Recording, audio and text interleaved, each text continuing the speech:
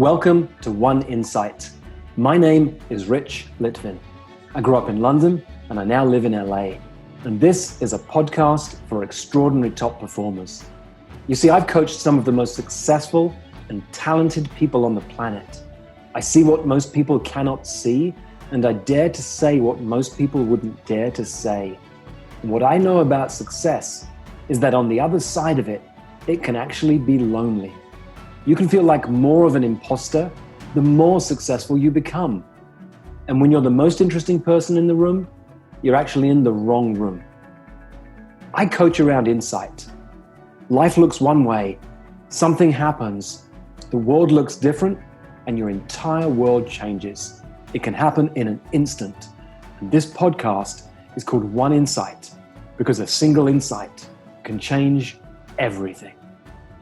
Today, I'm coaching Ngan. She lives in Australia, successful businesswoman who's transitioned into coaching. She's a member of Project Kairos, my community of leaders who are building a coaching practice.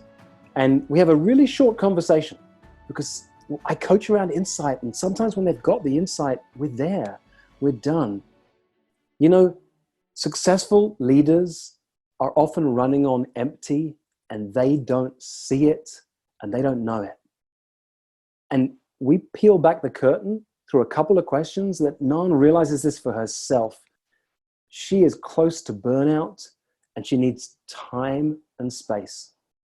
She cries really quickly because when you create enough safety for someone to speak about what's really true for them, there's a release of emotion, and that often looks like tears. I think you'll enjoy this one. Hi, Ngan. Hi. Hey.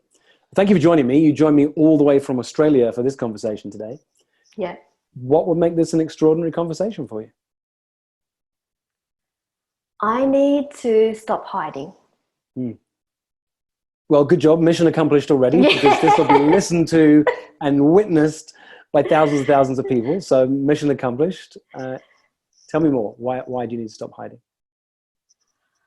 I feel like there's something big that I need to do, right? There's something greater than me that needs to be accomplished. And if I continue to hide, which I'm so good at, one, no one will see me, which is, again, is a good thing sometimes. Mm-hmm. But at the same time, it doesn't allow me to really get out there and serve people in the way that I really want to. Yeah. So from what I know about your background, your background is in business. You have your own business already, nothing to do with the world of coaching. You've been very successful in that business. And then you've got this desire to transition into coaching. It's why you're a member of Project Kairos. You're in my community of high-level entrepreneurs and leaders who've come into coaching. And so there's something on the other side of this that you want. Tell me more about what's on the other side. If I were to, I mean, obviously you're not asking me the question, but if I think about the 3-year question, 3 years from now, where would I want to be? And I think about having my own family, which we don't have at the moment, and being able to have clients that come in and flying in to see me. So like my dream is to live on a property somewhere on the South Island of New Zealand and have clients that fly in to see me, where I can then create a safe space for them to be able to relax into what they really want in their life. And these are people who have worked so hard their entire life, pleasing other people, serving other people. And I want to be able to create an incubator or a safe space for them where they can just really relax in and feel into what they want in their lives, other than the service part of it. So that's what is on the other side of this. And then on top of that is also, I want to be able to give back and really,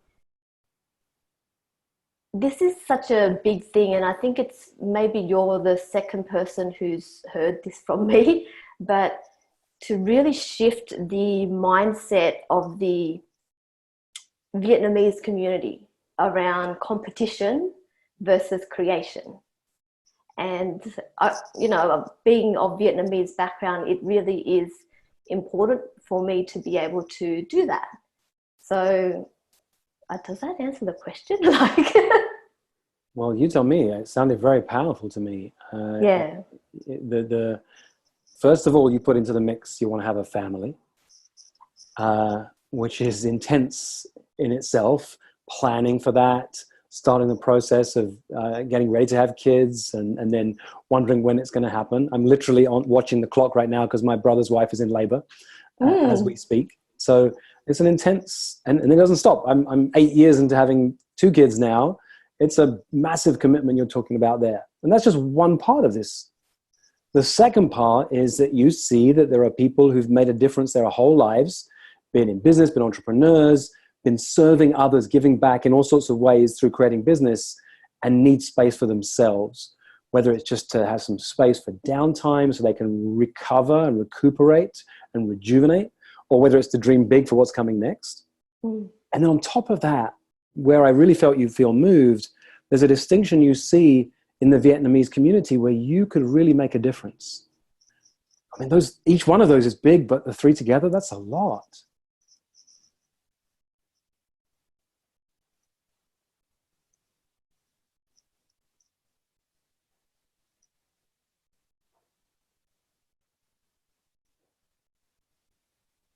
It's huge.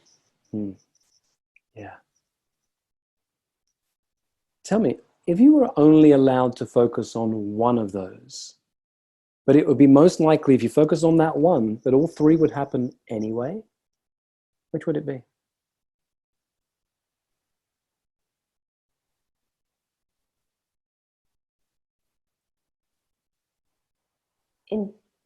The thing that came to mind was the coaching part of having that space for people to come in and ground. Yeah. It dawns on me that in order to do that, you'd have to model that. So you'd have to create space for yourself. Look, I'm one of those people who knows what it's like to have a life which is about giving to others and taking care of others and being there for others. And it's exhausting, right? And being an entrepreneur, having a business that makes a difference, that makes a profit, is exhausting. And so you'd have to not just create it, but you'd have to walk your talk. And I'm imagining if you had the space for that, it would slow you down enough that you'd have space to think about creating a family and maybe do it at the very same time.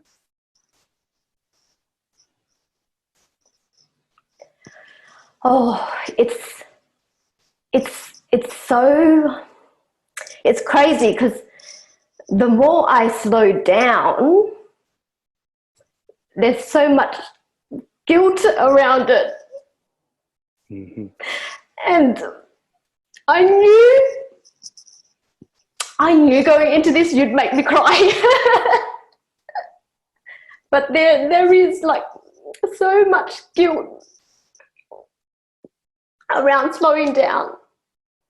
And the moment I slow down, I feel like I've stopped the engine.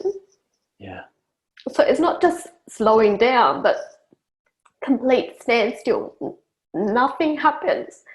And it's like, yeah, the guilt that comes from that is crazy. Yeah. First of all, let me talk to everyone who's listening.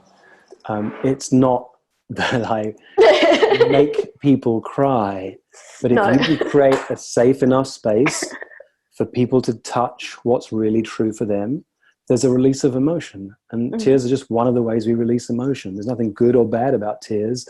There's a sign you got somewhere, and that's what happened just now. So thank you for trusting me enough that you were willing to really go there.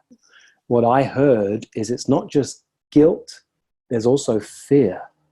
Guilt, I know this one. I feel guilty if I'm working because I want to be with my family and I should be with my family. I feel guilty if I'm with my family because I should be focusing on the business.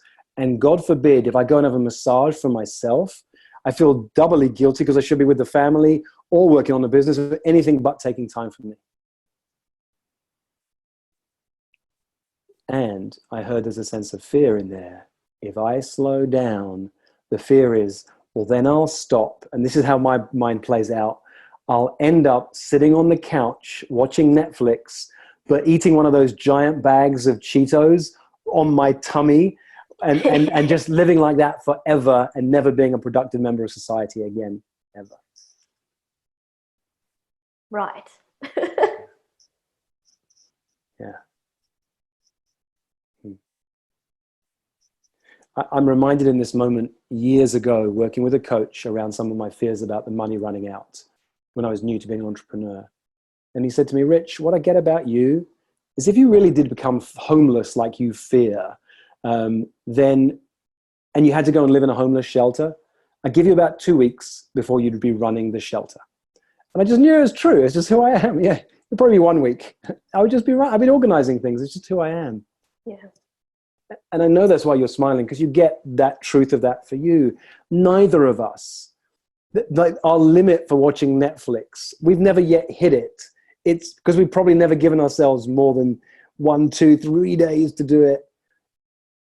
A week in, most, we'd be bored and we'd be doing. So there's something around letting go of that fear. You know what it is? It's probably, because what it is for me, it's the voice of my mum or dad who's saying, you've got to work hard to succeed in life, which is a really good program to install in a young child on one level. Mm-hmm. Work hard, you can accomplish a lot. But there comes a moment when that young child is no longer young anymore, and they're still playing out that outdated software of I've got to work hard, and yet they haven't stopped working hard. And they actually, at this moment in their life, need to stop working so hard in order to accomplish more.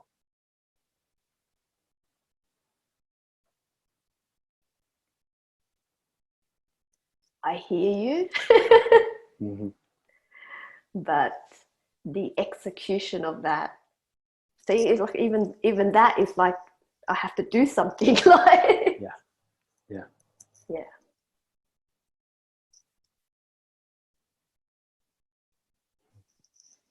When I first met Steve Chandler, who I wrote the book The Prosperous Coach with, he said, Rich, you remind me of my little puppy who runs around my house really fast, but when he gets into the bathroom, we have a slippery tile floor, or the kitchen, it's running and its legs are like this, moving really fast, but the body's not moving, because that's you. You're just moving so fast. And ever since, that was over 12 years ago, ever since, I've taken on this ground rule for my life. Slow down to speed up. You can see behind me on the camera, there's a snail, a little plastic snail that sits on top of my bookshelf to remind me, slow down to speed up. I constantly remind myself of this, and I constantly forget it.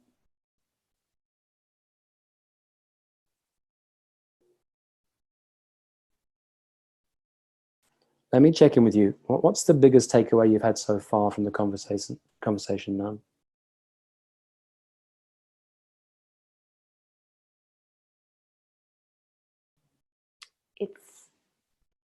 It's okay. Mm.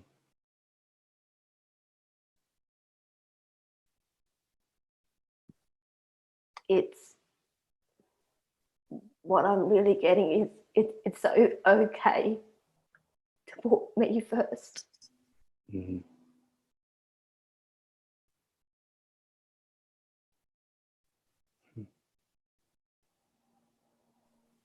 I can feel all the emotion inside of you. And I know if you were coaching somebody else, you'd be able to tell them that. It's not just okay, by the way, it's essential. If you're a business owner and you don't take care of you first, at some point you're going to burn out and the business will not keep working. Right. If you're a parent and you don't take care of you first, at some point you're going to flip on your kids. I'm talking as a dad who knows this one from the inside out. You're going to lose it with the kids, or you'll be burnt out and you can't take care of them. If you're a coach, there's this energy you need to be there for your clients, but if you don't take care of you first, there'll come a moment when you cannot be there for them. It's actually essential. Yep. Yeah. Now, here's the crazy thing. We could talk about this more, but you've got the insight. And this is a distinction of doing versus being. There's nothing you need to do right now. You don't need to put this onto your to-do list and give you that, because that's the temptation, right? Something more to do. Yep. This is about knowing. This is why slow down to speed up is a place I come from. It's there's nothing to do, but it's a reminder to me. It's one of the heuristics that I live my life by, a rule of thumb I live my life by. I say it out loud on a pretty regular basis for me.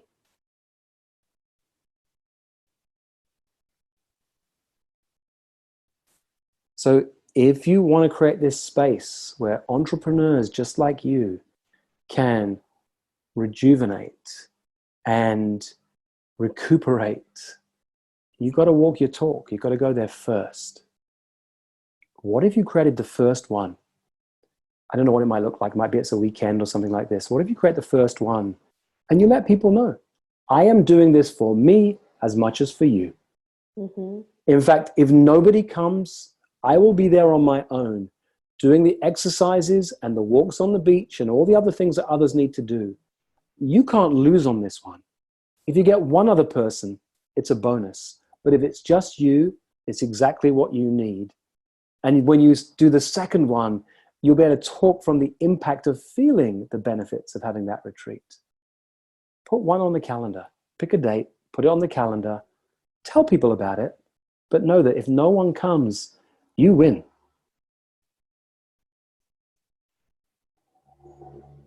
That sounds like fun. Yeah. And I think we're there. The power of coaching for me is in the insight and then in the application. And the moment someone's had an insight, it's tempting for a coach to want to turn it into a 27-step plan. All right, Ngan, what's going to be in this event you're going to create? And what's the date on the calendar? And when are you going to do it? How many people are you going to have? What's the price point? My sense is you've got everything you need to answer those questions. And we're there in this moment. Thanks for trusting me. Thanks for playing with me. Thank you for creating the space that I'm able to open up and do this. Yeah. Thanks, Ngan. Thank you. For most of human history, it wasn't called coaching, it was called leadership. And it's what I love to do, to coach people, to lead people, and to mess with people's thinking. If you'd like more of this, or if you'd like to learn more about our community of extraordinary top performers, go to richlitvin.com/oneinsight.